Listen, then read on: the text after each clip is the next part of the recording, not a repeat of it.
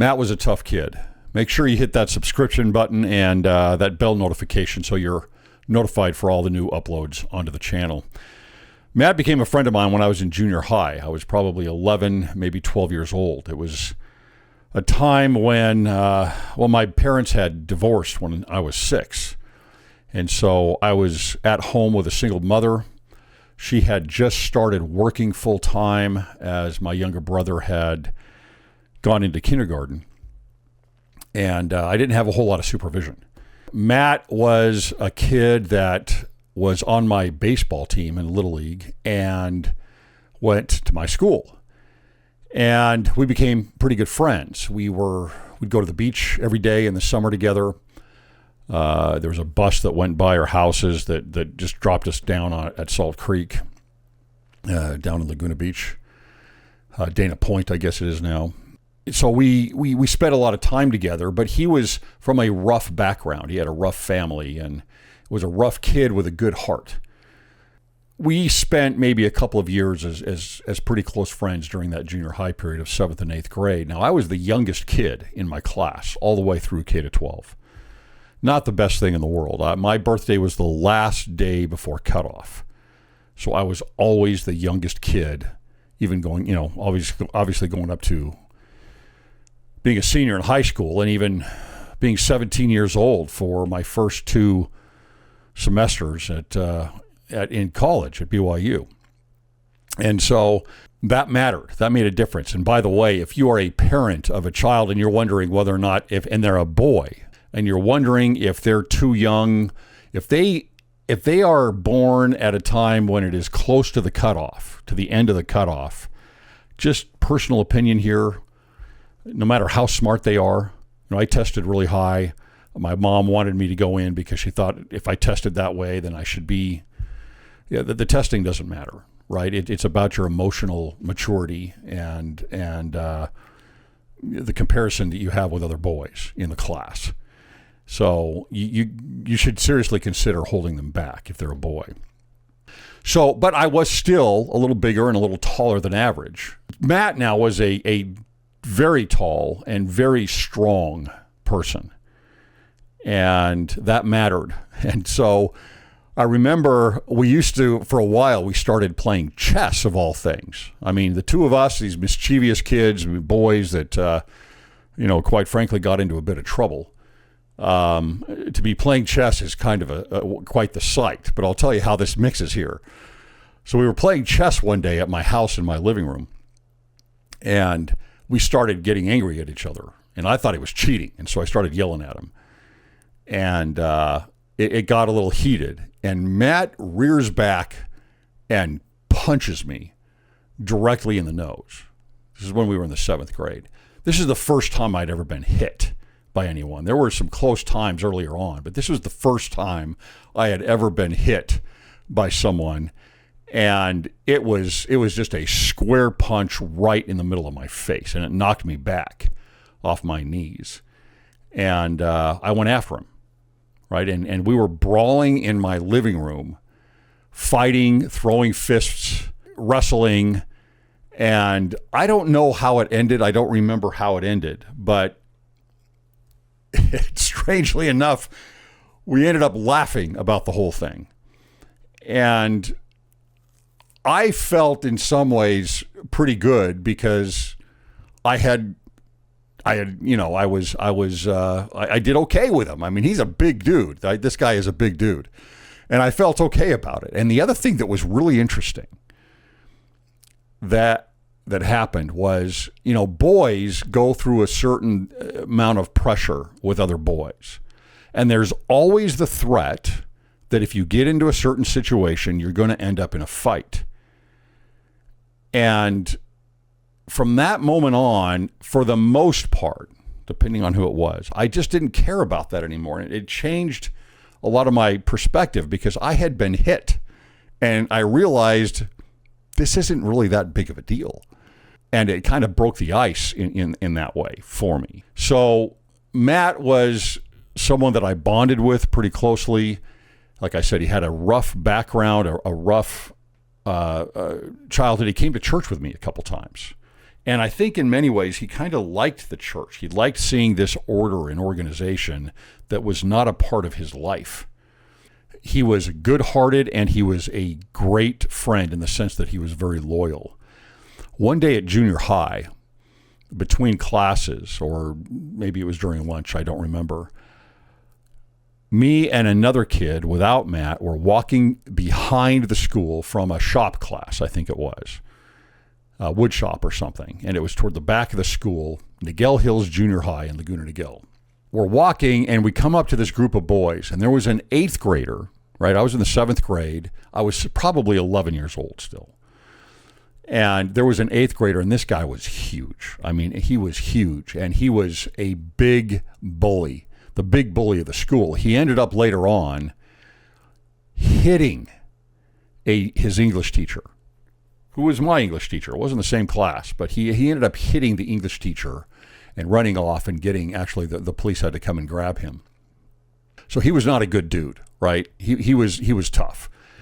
And we come across this group of boys, and all of a sudden they start saying things. And so I stop and look over at him, and this guy obviously wanted to cause a problem. And I didn't know what to do, right? There was no way I was going to stand up to this guy. This guy was probably 2 years older than me at this time, probably 13 years old or older, and really big. And so, I didn't know what to do. And he didn't want to, I was trying to downplay the situation. I was going to walk away. He wasn't going to let that happen. And so out of nowhere comes Matt. I don't know why he was back there or what was going on. Maybe he was looking for me at the time or something. But he comes up and he sees the situation and he starts standing up for me. This is, Matt was one of those kids where he almost sometimes looked for trouble, right? He almost sometimes provoked it. And he was only in the 7th grade. He was not as big as this other kid, but he was probably taller. But again, Matt was tough, man. Matt was a tough kid. And he was not going to let this guy beat up on me, because that's where it was going. That's where it was going. And so Matt goes after him. And they end up brawling and fighting, and finally some teachers came and pulled them apart. But Matt was that kind of kid. I mean, I was pretty happy to have someone like Matt around in those types of situations. And why was I in those types of situations? I'm not sure in that case why I would have ended up in that situation. But Matt was the right guy to have around. He's the guy you want to have in the foxhole next to you, even in the 7th grade. So he watched out for me. He got in trouble for it. And you know what? He didn't care. He was like, you know what? I'm going to help my friend out here. And he was that kind of a kid. Another time where he really helped me was, and again, this is because the reason we're in these problems typically is because we're a little too mischievous, right? But we had gone to a baseball practice, and this was down in South Laguna on Pacific Coast Highway in California. And I don't know why we didn't have a ride home, right? We were several miles from home, but we ended up not having a ride home. So we walked down the hill from the baseball field and down to Pacific Coast Highway. And as many people did back then, we put our thumbs out and started to hitchhike. This was the same year. So I'm 11, maybe I've just turned 12. He's 12, and we're hitchhiking on Pacific Coast Highway. And this guy finally stops in one of these small pickup trucks that they used to make, right? These mini trucks. And he pulls aside, and he opens up the door for us, and we both climb in. And it only has 2 seats, but back then seatbelts are nothing more than accessories. No one ever wore a seatbelt. And Matt climbs in first, and he's in the middle, and I'm on the end toward the door.